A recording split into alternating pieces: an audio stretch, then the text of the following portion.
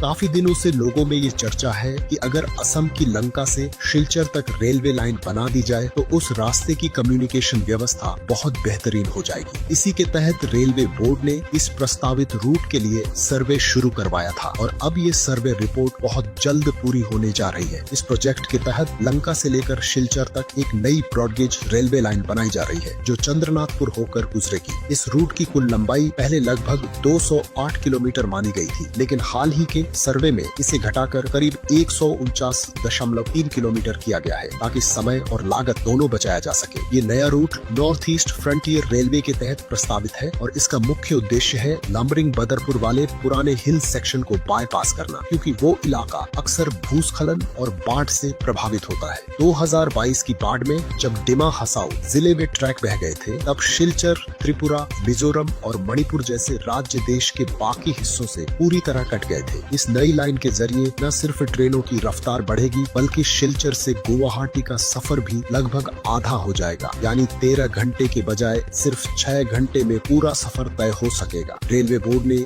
इस रूट के final location survey के लिए करोड़ों की स्वीकृति दी थी। हालिया रिपोर्ट्स के मुताबिक बोयनारबंद से चंद्रनाथपुर होते हुए लंका तक सर्वे तेजी से पूरा किया जा रहा है और इसे जल्द ही कंप्लीट कर लिया जाएगा। पहले प्रस्ताव था कि लाइन शिलचर के पास अरुणाचल स्टेशन से शुरू की जाएगी, लेकिन doctor Shyama Prasad Mukherjee memorial welfare society और अध्यक्ष हरल दे की सिफारिश पर इसे मोइनारबंद से शुरू करने का निर्णय लिया गया। इससे इंजन रिवर्सल की जरूरत नहीं पड़ेगी और ट्रेनों की ऑपरेशनल एफिशिएंसी बढ़ेगी। इस रूट पर इलेक्ट्रिफिकेशन के बाद ट्रेनों की गति 140 से 150 किलोमीटर प्रति घंटा तक हो सकेगी, जबकि अभी बराक वैली में ट्रेनों की अधिकतम रफ्तार 100 से 110 किलोमीटर प्रति घंटा है। साथ ही इस प्रोजेक्ट को और मजबूती मिलेगी हाल ही में मंजूर हुए Shillong Silchar high speed road project से, जिसकी कुल लंबाई 166.8 किलोमीटर है। लंका और शिलचर दोनों ही रेलवे स्टेशन पहले से सक्रिय है। शिलचर स्टेशन से वर्तमान में 17 ट्रेनें शुरू होती हैं और लंका स्टेशन से लगभग 34 ट्रेनें रोजाना गुजरती है। इस नए रूट से